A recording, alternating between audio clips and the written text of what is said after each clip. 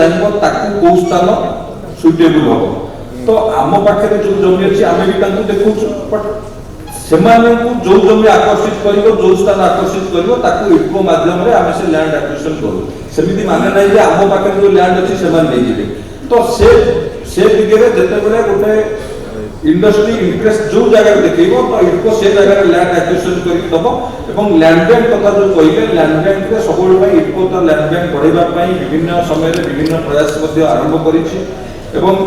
सहित भिन्न भिन्न समय जो आप जो कहले इवी कथा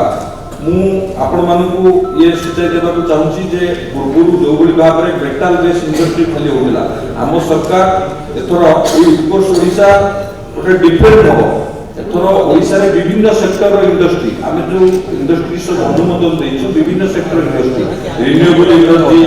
ग्रीन हाइड्रोजन अमोनिया सी बिल्डिंग केमिकल पेट्रोकेमिकल ईवी ये सब प्रकार ये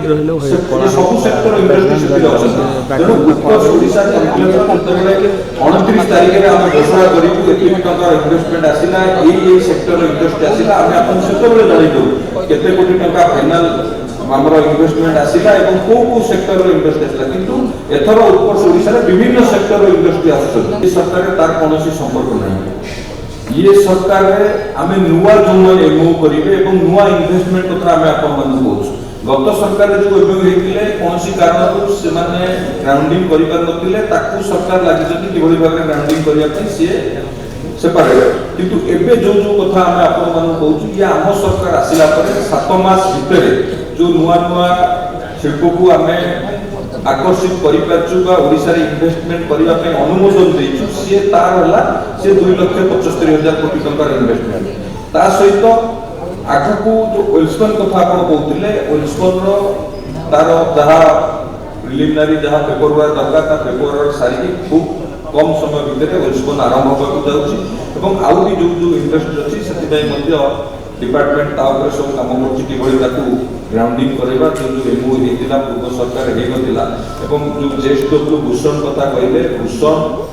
तार एनसीएलटी बा बैन करप जो से जेएसडब्ल्यू किना सेतिरे ओडिसा रो विकास रे कोनोसी बाधक साजिबार नै माननीय प्रधानमंत्री कर स्पष्ट विजन 2047 सुधा विकसित भारत गठन करिवा पय माननीय मुख्यमंत्री 2036 सुधा गोटे समृद्ध ओडिशा गठन करने जो लक्ष्य रखिंट ये उत्कर्ष ओडिशा से सहायक हम ओडिशा को एक आर्थिक समृद्ध राज्य भाव में बढ़ापी ओडिशा को समृद्ध ओडिशा गठन करने विकसित भारत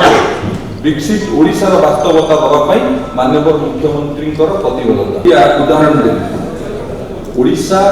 एक अपार संभावना राज्य ओडिशा रे आपण कहला बळी ओडिशा रे प्राकृतिक संपद भरपूर आयरन अछि गोल्ड अछि बक्साइट अछि लंबा कोस्टलाइन अछि पारादीप होई बंदर अछि गोपालपुर धामरा बंदर अछि किंतु आमे काहे के पछे अछि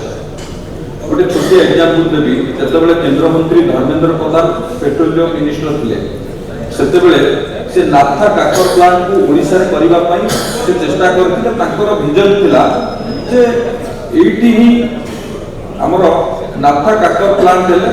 एठी हमरो सुता एयरपोर्ट ता सहित हमरो एठी कपड़ा फैक्ट्री लागि परिबो द्वितीय सूरत भली एठी एम्प्लॉयमेंट सृष्टि हेते किंतु ये काहे कि होई पार नथला एथिरे किए बाधक साजितला आपण माने समय जानते जो कथा आपण कहिले माननीय प्रधानमंत्री कर जो पूर्वोदय मिशन से पूर्वोदय मिशन पूर्व भारत रो विकास प्रमुख इंजिन ओडिशा है एथिरे कोनोसी संदेह नै माननीय मुख्यमंत्री को नेतृत्व रे ओडिशा को शिल्प क्षेत्र में एक अग्रणी राज्य एवं आर्थिक समृद्ध राज्य में परिणत करने माननीय मुख्यमंत्री प्रयास आरंभ करछंती एवं माननीय प्रधानमंत्री जो विजन अछि पूर्वोदय मिशन ये डबल इंजिन सरकार संभव होबो एवं ओडिशा ही पूर्व भारत विकास प्रमुख इंजिन होबो।